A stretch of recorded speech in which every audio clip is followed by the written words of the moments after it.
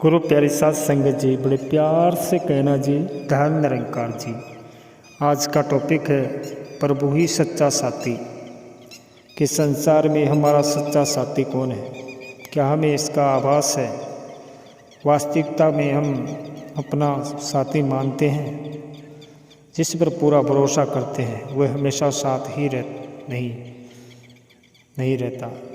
हमारी अपनी परछाई भी सूर्यास्त होने पर हमारा साथ छोड़ देती है। परमात्मा एक ऐसा सच्चा साथी है जो सुख दुख धूप छाँव हर स्थिति परिस्थिति में हमारा साथ देता है। एक अकेला राही अनजान रास्तों पर चलते हुए घबराता है, वह अंधेरे से डरता है। ऐसी डर और घबराहट की स्थिति एकदम बदल जाती है जब राह पर चलते हुए कोई साथी मिल जाता है। जब कोई अपना साथ हो तो डर नहीं लगता है। अपने चारों ओर नज़र डाले तो कोई भी ऐसा नहीं दिखता जो हर वक्त का साथी हो। जहाँ मैं जाऊँ मेरे साथ हो, मुझे शक्ति दे, मेरा सहारा बने, मेरा मार्गदर्शन करे, मेरी रक्षा करे। कितनी अच्छी बात है अगर कोई ऐसा साथी मिल जाए। ये साथी वही हो सकता है जिसका अस्तित्व समय और स्थान की सीमाओं से बंधा हुआ ना हो। हमारे पुरातन ऋषियों ने ऐसी सत्ता को जाना और पहचाना था। ये हमारा सौभाग्य है कि उन्होंने जो जाना उसका वर्णन आज भी हमारे लिए उपलब्ध है और वो वेदों और उपनिषदों में संग्रहित है। उपनिषद का एक मंत्र है जो परमात्मा को वर्णन छोड़े इसी शब्दों में संक्षिप्त रूप में अत्यंत परिपूर्णता के साथ करता है। वह शांति मंत्र अक्सर प्रार्थना के रूप में भी गाया जाता है कि ओम पूर्णमदं पूर्णमिदं पूर्णात् पूर्णमुदच्ये पूर्णस्य पूर्णमादाय पूर्णमेवावशिष्यते। यह मंत्र यजुर्वेद के 2 उपनिषदों में आता है। ईशो उपनिषद और बृहद्वारोपनिषद उपनिषद। वह पूर्ण है, अर्थात वह सत्ता जो इंसान की सीमित पहुँच से परे है, निर्गुण है, निराकार है, वह परिपूर्ण है, सर्वशक्तिमान है, सर्वव्यापी है। इसे सारे ब्रह्मांड को अपनी मौजूदगी से भर दिया है। यह भी पूर्ण है, अर्थात ये सगुण साकार जगत जिसको हम आँख कान नाक मन आदि इंद्रियों से अनुभव करते हैं, ये भी अपने आप में पूर्ण है, परफेक्ट है। इसमें भी परम सत्ता स्वयं पूरी तरह से व्याप्त है। उस पूर्ण से ये पूर्ण उदित हुआ है, प्रकट हुआ है। निर्गुण निराकार से ही साकार उदित हुआ है, बना है। पूर्ण की पूर्णता को लेकर साकार प्रकट हुआ, फिर भी निराकार पूरा का पूरा ही है, इसमें कुछ कमी नहीं है। इस मंत्र के भाव को अगले मंत्र में ऋषि स्पष्ट शब्दों में रखते हैं कि ईश्वास्मिदं सर्वं, ये सब इसके अर्थात परमात्मा से व्याप्त है। कहने का भाव यही है कि जगत भी निराकार परमात्मा का अपना ही रूप है। सतगुरु भी हमें यही समझा रहे हैं और पवित्र संपूर्ण अवतार वाणी के मंगलाचरण में शुरू में यही कहा गया है कि निराकार साकार तू जग के पालनहार। निरंकारी मिशन का जो एकत्व का संदेश है वह इसी मंत्र का सार स्वरूप है। मंत्र में एक बात ध्यान देने योग्य है कि एक पूर्ण से निराकार से दूसरा पूर्ण साकार जगत निकला, फिर भी प्रथम पूर्ण में कोई कमी नहीं आई, वह पूर्ण का पूर्ण ही रहा है। साधारण गणित की नज़र से देखा जाए तो अगर एक रोटी में से आधी निकाल दी जाए तो बाकी आधी ही बचती है। तो यहाँ ये कैसा गणित है? इस समस्या का समाधान भी स्वयं गणित में ही मिल जाता है।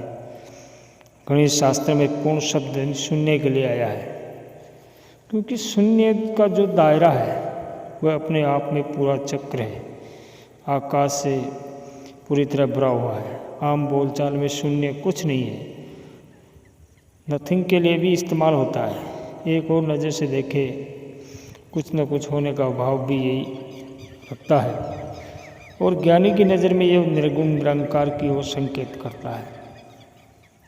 असल में पूर्ण शून्य निराकार का ही नाम है। महात्मा बुद्ध का दर्शन शून्यवाद कहलाता है, क्योंकि उन्होंने भी निर्गुण सत्ता में ध्यान की बात की है। इस निरंकार के लिए शून्य का प्रयोग किया है, क्योंकि ये सब गुणों से शून्य है और खाली है और खुले आकाश की तरह निर्मल है। उपनिषद के ऋषि भी कहते हैं कि आकाशवदम एक रसम ब्रह्म, कि जब ब्रह्मज्ञानी पूर्ण सतगुरु जीवन में आते हैं और ब्रह्म ज्ञान देकर इस निरंकार की पहचान कराते हैं, फिर सर्वत्र एकत्व का एहसास होता है। वही एकत्व जिसका इस मंत्र में वर्णन आया है। फिर हर जीव में ऐसी एक को देखते हुए व्यवहार होता है। फिर प्यार, नम्रता, सत्कार, विशालता आदि गुण अनायासी रोजमर्रा की जिंदगी में आने लग जाते हैं। इसी तरह एक ब्रह्मज्ञानी के वचन इस सत्य निराकार के वचन हो जाते हैं,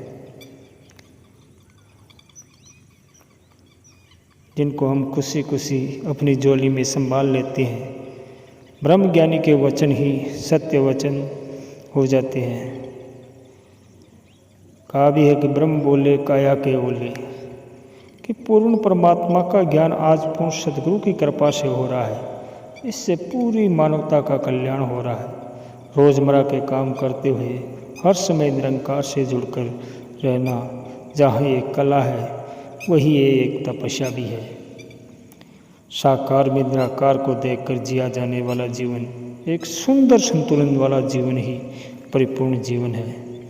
जब ब्रह्मज्ञानी पूर्ण सद्गुरु जीवन में आते हैं तो ब्रह्म ज्ञान देकर निरंकार की पहचान और एकत्व का एहसास कराते हैं। हर जीव में इस एक को देखकर हमारे व्यवहार में परिवर्तन आता है।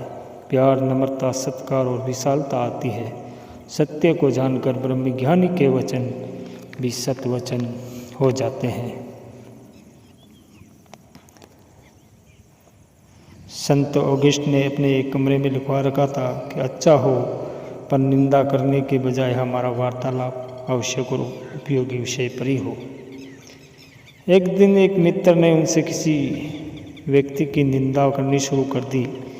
संत ऑगस्ट कहने लगे कि आप मुझे इतने प्रिय हैं कि न तो मैं आपकी बातें सुनने से इनकार कर सकता हूँ, नहीं आपको यहाँ से चले जाने के लिए कह सकता हूँ। अब वो मेरे पास एक ही तरीका है, ये जो चेतावनी बोर्ड मैंने टांग रखा है उसे उतार दूँ।